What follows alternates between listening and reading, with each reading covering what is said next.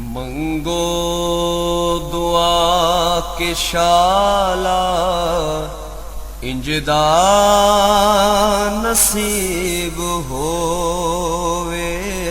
मंगो दुआ के शाला इंजदा नसीब होवे। जद आवे मौत मैनू, जद आवे मौत मैनू, सोना करीब होवे। मंगो दुआ के शाला इंजदा नसीब होवे। जिस वेले विच कबर दे सोना। बिस्मिल्लाहिर्रहमानिर्रहीम। अस्सलाम वालेकुम दोस्तों और बुजुर्गों, नाज़रीन, तुहाडे सामने अगली वीडियो ना हाज़िर हां।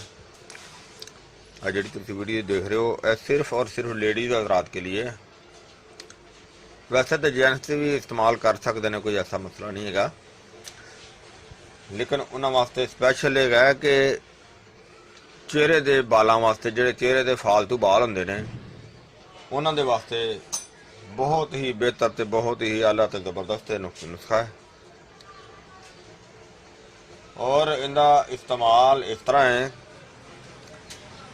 कि चार बल्कि 5 चीज़ों का मरकब है, लेकिन 5वीं चीज़ जी है वो दुध की मलाई है। दुध की मलाई जी है वो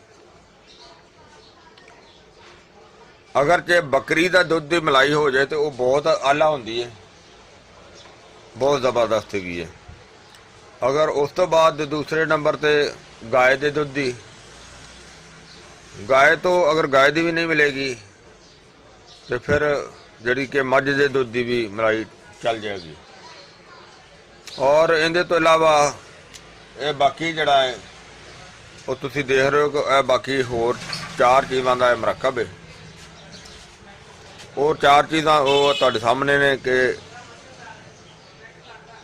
यानी कि उनका पेस्ट बनाना है, जिंदे विच तुसी 1 चम्मच हुस्ने यूसुफ और 1 चम्मच अंबा का पाउडर और 1 तो 2 चम्मच बेसन लेना है। और उनके 1 तो 2 अदद जड़ा ना वो नींबू का पानी पा लेना है। और इनू अच्छी तरह जड़ा कि फेंटना है, अच्छी तरह फेंट के तो इसनू पेस्ट बना लेना है। और इस दे नाल बालों का भी खात्मा होएगा और इस तो इलावा रंगत दे विच बहुत ही बेहतरी आएगी। बहुत ही ज़बरदस्त अच्छा ये ज़बरदस्त टिप्स है। यानी कि ये एक बहुत मशहूर एक BBC पार्लर वाली उन्हों का ये अजमूदा चीज़ है।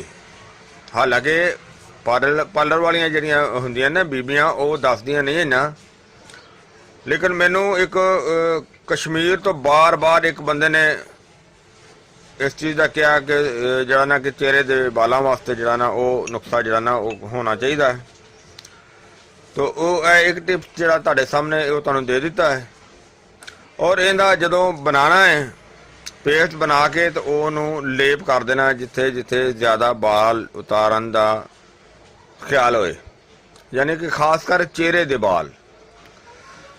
और इसनों लेप करना है और लेप करके इनू कम अज कम 10 तो 15 मिनट लगा रहे। उस तो बाद जरा ना उन्होंने उतार लेना है और इंशाल्लाह बहुत अच्छा रिजल्ट होएगा। हुण तुहानूं दूसरा टिप्स दसने आ। हाँ जी, इन्हों हुण साइड ते कर देने। दूसरा टिप्स है ਅਜਾ ਤੁਸੀਂ ਦੇਖ ਰਹੇ ਹੋ ਇਹਦੇ ਵਿੱਚ 3 ਆਈਟਮਾਂ ਨੇ ਜਿਹੜੀਆਂ ਕਿ ਇੱਕ ਅਨਬੁਝਾ, दूसरा वर्की और तीसरा अंडे की सफेदी जी ना वो शामिल करनी है। और इसकी इन्नी को रगड़ाई करनी है कि ये सुरमे की तरह हो जाए। ये अलहदा अलहदा दोनों चीज़ां सुरमे की तरह बारीक होनी चाहिए ने। और ये अंडे की सफेदी विच उन्नी ही शामिल करनी है जिंदे नाल उनका पेस्ट अच्छा बन जाए। और पेस्ट बना के ते वो जिथे वो लूं वाल होणगे ना, लूं वाल इदा नहीं कि ये मोटे वाल खत्म नहीं इहदे नाल होणगे, इहदे नाल सिर्फ लूं वाल जिहड़े ना वो खत्म होणगे, यानी कि नरम वाल जिहड़े हुंदे ने। और ये बेहतरीन जड़ा ही जबरदस्त है। और इनू लगाना है ज़्यादा देर, जिहड़ा कि पहले टिप्स तुहानूं दस्सिआ है वो तो ज़्यादा देर भी लग जाए उनका नुकसान नहीं हैगा, पर यह जड़ा ना ये उस तो बहुत ही ज़्यादा तेज़ है। और इसनूं ज़्यादा तो ज़्यादा 10 मिनट लगाना है, 10 मिनट तो वध बिल्कुल नहीं लगाना, क्योंकि 10 मिनट तो ज़्यादा लगाने दे नाल जड़ा ना जिल्द खराब हो सकती है। इस वजह तो कि 10 मिनट तो ज़्यादा नहीं लगाना। तो ये जड़े टिप्स है ये भी बहुत ही अच्छा तो बहुत ही यानी कि एक अनोखा भी है तो बड़ा आला भी है। तो इनकी रगड़ाई जी तुहानूं मैं दस दियां कि यह जड़ा वर्की है इनकी रगड़ाई कम अज़ कम जड़ा ना 1 हफ्ता रगड़ाई होनी चाहिए है कि जड़ा कि जिन्नी ज़्यादा रगड़ाई होएगी उन्नी जड़ी ना वो चेहरे की खूबसूरती मिलेगी। और जड़ा अनबुझा है इनकी भी जड़ी ना बिल्कुल इस तरह ही रगड़ाई होनी चाहिए है कि इनू भी मिसल सुरमे की तरह ही बनाना चाहिए है। और उस तो बाद इन्हों अलहदा अलहदा रगड़ के तो इस तो बाद अंडा जड़ा ना अगर देसी मिलेगा तो ज़्यादा अच्छा, लेकिन मेरे को फिलहाल जड़ा ना वो फार्मी सी। तो ये अंडे नूं तोड़ के अंडे की जर्दी नहीं इस्तेमाल करनी, अंडे की खाली सफेदी जड़ी ना वो इस्तेमाल करनी है। सफेदी दे विच ही पेस्ट बनाना है, सफेदी ही इस्तेमाल करनी है। और इनू फिर मैं दोबारा तुहानूं इस चीज़ नूं दसदा जावां कि इनू 10 मिनट तो ज़्यादा जड़ा ना वो नहीं इस्तेमाल करना।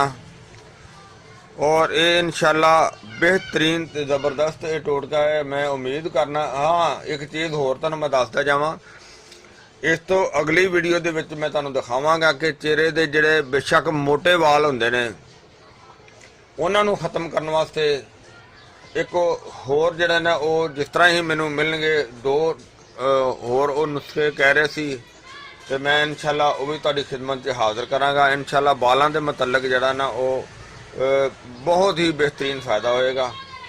और जिस तरह ही मैनू वो दूसरे नुस्खे भी मिलणगे मैं वो भी तुहाडी खिदमत च शामिल करांगा। तो वो काफ़ी जिहड़े को बीबियां परेशान ने उन्हां दा इंशाल्लाह ये मसला बहुत ही बेहतर हल होएगा। और जिहड़े दोस्त साडे एक आज़ाद कश्मीर दे ने जिन्होंने बार बार इस चीज़ के मुतल्लक किया है कि सानू इस किस्म की वीडियो बना के दिओ, तो यह तुसीं बना के तो इस्तेमाल कर सकते हो। अगर किसी को नहीं बनेगा तो फिर दसना उन्होंने भी हल कुछ ना कुछ करांगे इंशाअल्लाह। मैं उम्मीद करना कि मेरे दोस्तों नूं भरावां नूं सारिआं नूं ये वीडियो पसंद आई होवेगी। इहनूं तुसीं लाइक करियो, शेयर करियो, सबसक्राइब करना बिल्कुल नहीं भुलना। इंशाअल्लाह अगली वीडियो के नाल फिर मिलांगे। इजाज़त, अल्लाह हाफिज़, अस्सलामु अलैकुम वरहमतुल्लाहि वबरकातुहू। गए बदेरे सरकार नो कमांगे, गम हो गए बदेरे सरकार नो कमांगे, दरदा